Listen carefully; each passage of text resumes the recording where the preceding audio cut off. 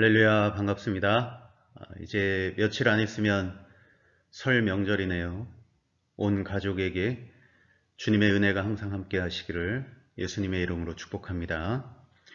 오늘은 천사이여라 라는 제목을 가지고 히브리서 1장 14절 말씀을 중심으로 우리가 말씀을 나누고자 합니다.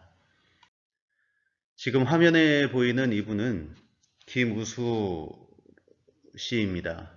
이분은 돌아가셨죠.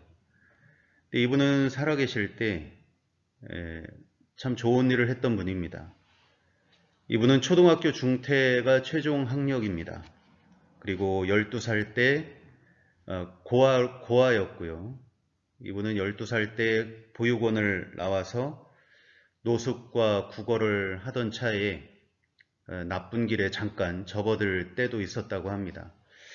그래서 교도소에 가서 복역하던 중에 여러 가지 글을 보다가 고아, 소년, 소녀, 가장들의 이야기를 접하게 됐다고 합니다. 그러면서 교도소 안에 있을 때, 야, 나만 어려운 게 아니었구나. 나보다 더 어려운 아이들이 이렇게 많았구나. 라는 생각을 하고 이제 결심을 합니다.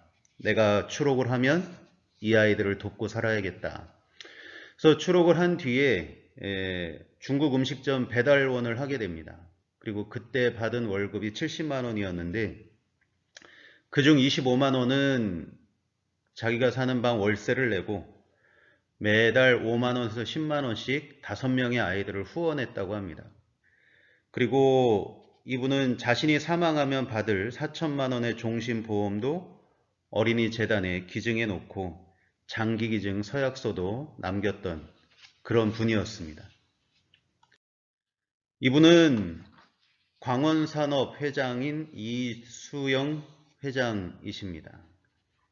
이분은 과학이 국력이다 이런 생각을 가지고 자신이 모은 766억이라는 큰 돈을 카이스트에 전부 기부했다고 합니다. 대구 반월당 분수대 앞에서 있던 일이라고 합니다. 어떤 8살에서 9살 된 소년이 맨발로 신발 가게를 쳐다보고 있는 그런 소년을 발견한 아주머니가 이 아이에게 다가가서 양말을 사주고 신발을 사줬던 일화를 제가 본 적이 있습니다. 이 사진은 무슨 사진인지 다 아실 겁니다. 지금 코로나 속에서 열심히 국민들을 위해 싸우고 있는 의료진의 모습입니다. 이렇게 누군가를 위해 헌신하고 나의 것을 나누어주며 누군가를 돌보아주는 이런 사람들을 우리들은 천사라고 부릅니다. 세상은 어떤 면에서는 참 각박하고 힘들고 무섭기도 한 곳입니다. 그럼에도 불구하고 이런 천사 같은 사람들이 있기 때문에 그래도 여전히 세상은 희망이 있는 것 같습니다. 앞서 말씀드린 것을 보면 어떤 것은 우리의 현재의 상황의 능력을 벗어나는 일이기도 합니다만 그럼에도 불구하고 우리들이 한 번 더 돌아보고 한 번 더 위로하고 따뜻한 마음을 전할 생각만 있다면 오늘도 우리도 언제나 천사가 될 수 있다는 생각을 해보게 됩니다. 이제 곧 명절입니다. 5인 이상 사적인 모임이 금지된 때이기 때문에 가족들이 잘 모일 수 있을런지는 잘 모르겠습니다.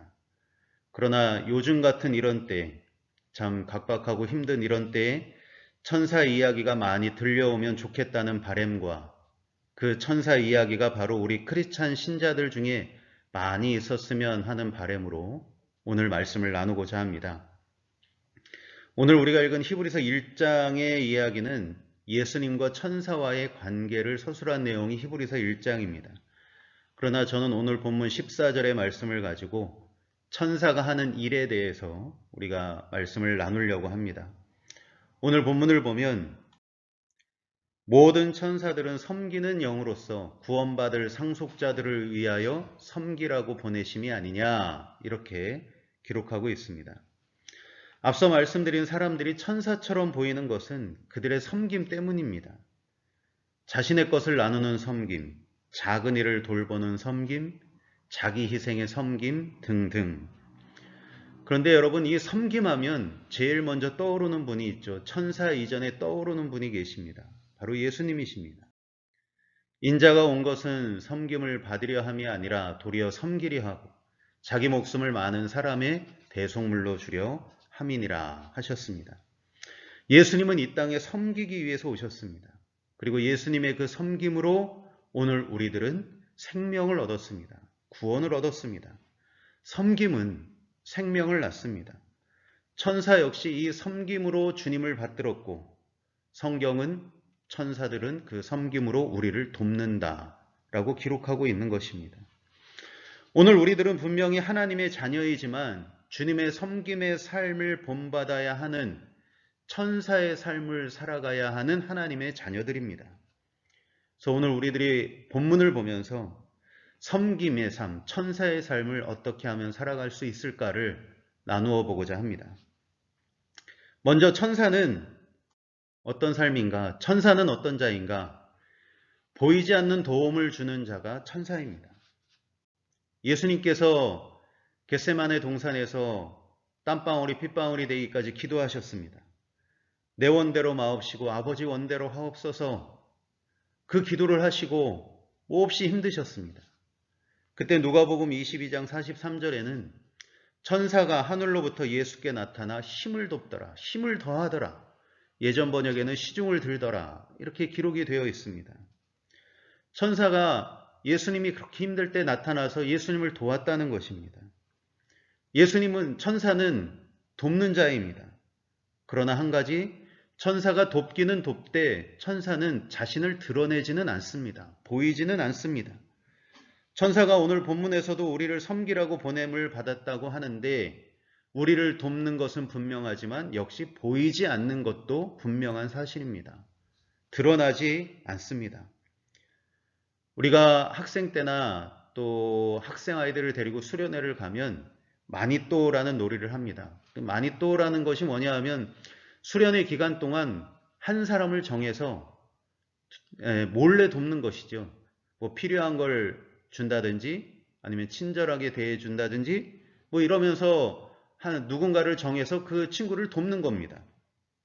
그런데 중요한 것은 이 마니또의 성공은 끝까지 자신을 드러내지 않고 자신이 누구인지 들키지 않은 상태에서 수련회 내내 도와줘야만 그것이 마니또가 성공하게 되는 것입니다.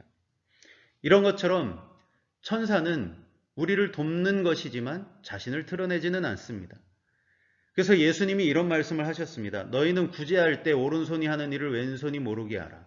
은밀히 하라. 그러나 은밀한 중에 보시는 하나님이 갚으시리라. 이렇게 말씀하셨습니다. 은밀히 하라. 이 말은 자랑하지 마라. 뽐내지 마라. 드러내지 마라. 이런 의미가 포함되어 있을 것입니다. 그러나 여러분 반면에 때로는 드러날 때도 있습니다. 드러내야 할 때도 있습니다. 그러나 드러날 때도 있고 드러내야 할 때도 있겠지만 이것이 나의 자랑이 되어서는 안 됩니다. 왜냐하면 우리 예수님은 또 이런 말씀도 하셨습니다. 그런 사람은 자기 상을 이미 받았다라고 말씀하고 계시기 때문입니다. 이분은 3.1운동에 앞장서신 어휴니라는 분입니다. 이분은 나중에 장로님이 되십니다. 네, 여러분 우리들은 3.1운동 하면 누구를 알고 있냐 하면 유관순 열사를 제일 많이 알고 있습니다. 사진에 있는 이분은 우린 잘 모릅니다. 누군지 모릅니다. 그러나 유관순 열사에게는 없어서는 안 되는 분이었습니다. 만세운동을 해서 일본 경찰에 체포됐던 이 어휴니 열사는 유관순 열사와 함께 서대문 형사도 8번 방에 같이 갇히게 됐습니다. 그런데 이 어윤희 열사는 그 8번 방의 방장이었다고 합니다. 그래서 투옥돼서 유관순 열사와 같은 방에 투옥이 돼서 이제 생활하고 있는데 그 당시에 유관순 여사는 이렇게 좀 잘 드셨다고 그럽니다. 많이 이렇게 좀 몸이 커서 많이 드셨다고 그럽니다. 이때 이 어윤희 열사는 금식 기도를 하면서 자기 먹을 것을 유관순 열사에게 주었다는 것입니다. 그리고 유관순 열사가 고문받고 돌아오면 그 상처를 치료해주고 기도해주고 그러면서 유관순 열사, 그 어린 나이에 유관순 열사를 엄마처럼 언니처럼 품어주고 했던 분이 바로 이분이었다는 것입니다. 그리고 유관순 열사가 감옥 안에서도 만세를 부르면 유관순 열사만 끌려가서 매질을 당하는 게 아니라 이분도 같이 끌려가서 밤새 벌을 쓰고 혼이 나고 그랬다는 겁니다. 그러니까 이유는 왜 그러냐? 네가 방장인데 유관순 열사를 말리지 않았기 때문에 너도 같이 혼나야 된다 해서 밤새 그렇게 괴롭힘을 당했다는 것입니다. 그럼에도 불구하고 방으로 돌아오면 이 어윤희 열사는 유관순 열사에게 한마디 하지 않고 오히려 위로해 줬다는 것입니다. 오히려 이분은 방장이었기 때문에 방에 있는 모든 사람들에게, 그리고 다른 7번 방, 5번 방, 다른 방들 사람들에게도 우리 만세를 같이 부르자 하면서 만세운동을 독려했던 그런 분입니다. 우리는 유관순 열사는 알지만 이 어윤희 열사는 잘 모릅니다. 그럼에도 불구하고 유관순 열사에게 이분은 정말 천사와 같은 그런 존재였습니다. 여러분, 감추어지는 것이냐 드러나게 되는 것이냐, 이것은 하나님께서 하시도록 두고 오늘 우리들은 이 어윤희 장로님처럼 누군가를 도울 수 있다면 그 돕는 일에 최선을 다하는 것이 천사로서의 삶이라고 하는 것입니다. 우리가 도움의 손길이 있는 곳이라면 크든 작든 돕는 삶을 사는 저와 여러분들이 되기를 간절히 원합니다. 두 번째로, 천사는 나의 위치에서 나의 할 일에 정직과 성실을 다할 때 우리는 천사의 삶을 살아갈 수가 있습니다. 제가 인터넷을 보다 보니까 이런 글이 있었습니다. 어떤 사람들은 천사를 날개가 달린 초자연적 존재라고 믿습니다. 그러나 어쩌면 천사들은 평소 선행을 즐겨하던 평범한 사람일지도 모릅니다. 그런 사람에게 있어서 날개는 밝은 인사와 웃음이라고 생각합니다. 이런 글을 보았습니다.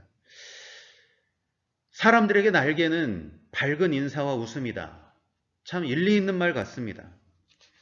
우리들의 일상에서 사람들에게 밝은 인사와 웃음이라는 날개를 달게 해줄 수 있는 일이 뭐가 있을까라고 생각해 보게 하는 그런 글이었습니다. 그런데 그 글쓴이가 그 다음에 이렇게 글을 이어갔습니다.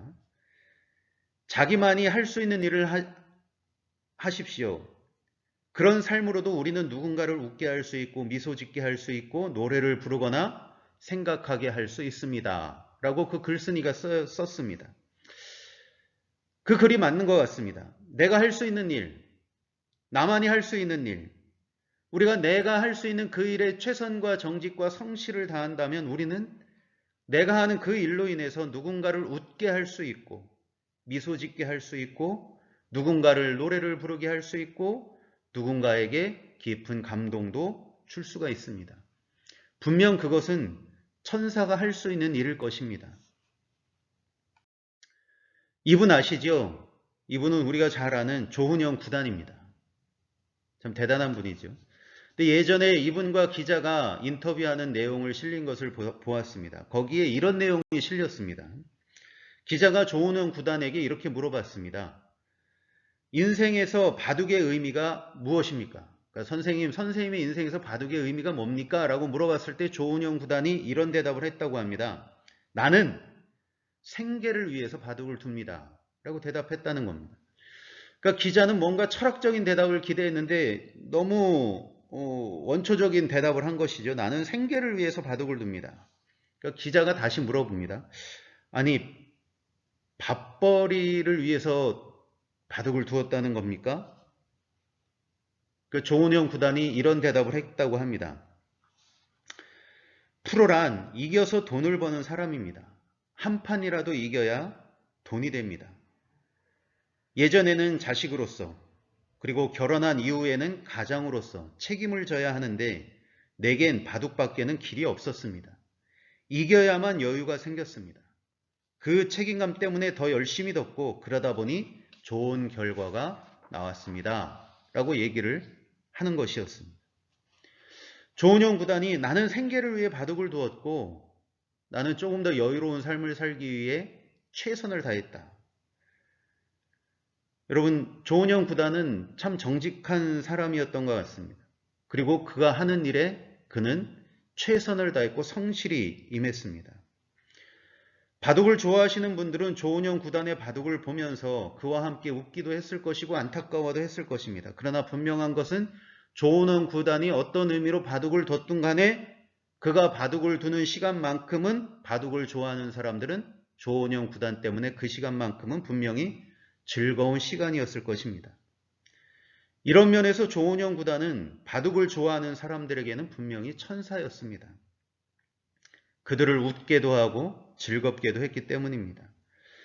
그가 사람들을 웃게 하고 즐겁게도 한다는 것은 그 이유가 어찌됐든 그는 자기 일에 정직과 성실과 최선을 다했기 때문에 그는 그를 보는 사람들에게 웃음이라는 날개를 달게 해줬을 수 있었던 것이었습니다. 오늘 우리 믿는 자들이 해야 할 일이 바로 이 일입니다. 우리가 이 땅에서 하나님이 우리에게 주신 일들이 다 있습니다. 우리 크리스찬들이 하나님이 주신 이 땅에서의 일들을 어떻게 감당할까? 정직하고 성실하게. 이것은 하나님이 주신 일이라는 마음을 가지고 그리고 죽게 하듯 하라는 주님의 말씀을 기억하면서 하나님이 오늘 우리들에게 이 땅에서 주신 우리의 생계를 위한 일들을 그저 생계로만 사는 것이 아니라 하나님이 주신 일로 최선을 다하며 정직하게 성실하게 할 때 누군가는 우리가 하는 그 일로 인해서 만족을 얻을 수 있을 것이고 웃을 수 있을 것이고 신뢰할 수 있을 것이고 그럴 때 우리들은 그 어떤 한 사람에게는 분명히 천사가 될 수 있을 것입니다. 가만히 보면 예수님 역시 이 땅에서 하느님의 아들로서 메시아로서 우리 예수님도 정직하고 성실하게 최선을 다하셨습니다. 물론 정직과 성실이라는 말로 예수님의 사역을 표현할 수는 없습니다. 그러나 굳이 표현하자면 예수님께서는 자신의 십자가의 사명에 최선을 다하시고 성실하게 임하셨습니다. 그리고 우리들에게도 말씀해 주셨습니다. 5달란트든 2달란트든 1달란트든 최선을 다하라고. 그리고 맡은 자에게 구할 것은 충성이라고. 여기서 이 충성은 피스토스라는 단어로 신실성을 말합니다. 무엇을 맡았든지 우리가 하나님의 일을 맡았든지 또 하나님께서 우리에게 생계 일을 맡게 해주셨든지 무슨 일이든지 성실하게 하라고 주님은 우리들에게 말씀해 주셨던 것입니다. 오늘 우리는 가정에서나 또 직장에서나 교회에서나 우리는 정직하게 성실하게 이것은 하나님이 주신 일이요 라는 마음으로 정직과 성실로 감당할 때 우리는 가정에서 천사가 될 수 있고 일터에서 천사가 될 수 있고 교회에서도 천사가 될 수 있습니다. 그리고 분명한 것은 그로 인해서 누군가는 행복하게 될 것이라는 것입니다. 오늘도 우리가 어디에 있든 그 맡은 일에 정직과 성실과 최선으로 그래서 누군가에게 웃음의 날개를 달아주는 그런 천사의 삶이 되기를 예수님의 이름으로 축복합니다. 세 번째로 우리가 천사가 되고자 한다면 우리는 분명히 그 일을 하나님이 주시는 힘과 능력으로 감당해야 될 줄로 믿습니다. 베드로전서 4장 11절에 보면 이 말씀이 있습니다. 만일 누가 말하려면 하나님의 말씀을 하는 것 같이 하고 누가 봉사하려면 하나님이 공급하시는 힘으로 하는 것 같이 하라. 이렇게 말씀하십니다. 자, 베드로 사도는 말을 하려고 하면 하나님 말씀을 하는 것 같이 하고 봉사를 하려면 하나님이 공급하시는 힘으로 하라. 왜 하나님의 말씀으로 하는 것 같이 하고 하나님이 공급하시는 힘으로 하는 것 같이 하라. 왜 이렇게 말씀하셨을까요? 베드로전서 4장 11절 이 말씀이 끝이 아니라 이렇게 이어지고 있습니다. 이는 범사에 예수 그리스도로 말미암아 하나님이 영광을 받으시게 하려 함이니 그에게 영광과 권능이 세세에 무궁하도록 있느니라. 아멘. 이렇게 기록이 되어 있습니다. 왜 우리가 하나님이 주시는 힘과 능력으로 섬김의 삶을 감당해야 되느냐? 그 이유가 뭐냐?